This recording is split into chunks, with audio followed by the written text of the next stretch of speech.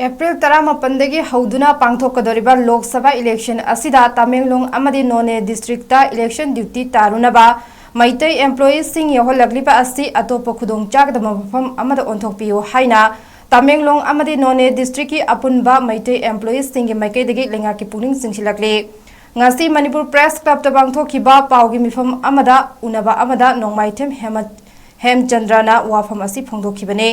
mahakna hai haukiba chahi kayada lengaki employee ama oina Manipur gi mafam ama hektada duty thaba matamda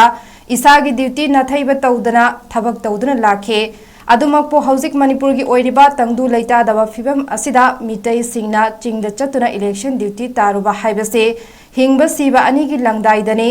asigumba khudong chadaba kaya ama leiba maramna Tamenglong amadi None district election duty da Maitai macha sing hapchilagliba asi lengagna safagadaba ama yenghaninge mafam ani aste tariba employees sing masa masa gi department singda thengnagadaba khudong chadaba sing khangan khibadi leire miyamna pamliba amade amasu soinaroidaba mong amada state lengak amade election commission of India na sinbiyo hainasu appeal tawrakhe Masida adumak duty pisilakpa tarabadi district ani asida duty pirak leba mioi chamri henba employees sing mafam aduda duty chatpa ngamloi hainasu mahagna makhatakhe Hauji wariba Manipur gi hibam kuki amadi maitai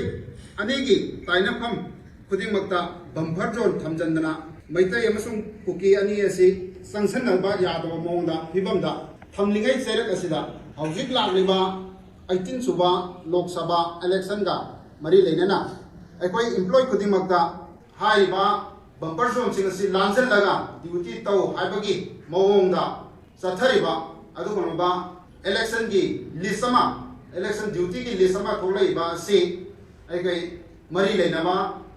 election commission of India gi maikai dagi haiba asigonba maitai Aikoina sanjalaga hariba mafam singaduda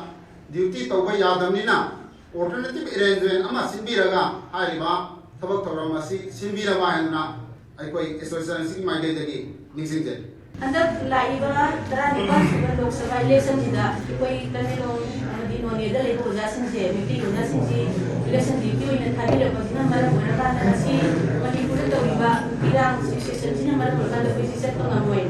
aja bani aribi duty yawa ngamai haibali nateba koi alternative arrangement amada duty si maitai taba jaga singa sinbiyu haibali mamangda tawribe election kri makse special yadna ta lako ngakani handa kisimati irang sina maram oiba kanda akoi alternative arrangement ama sinbiyu na koi mai leinaba authority sinda haije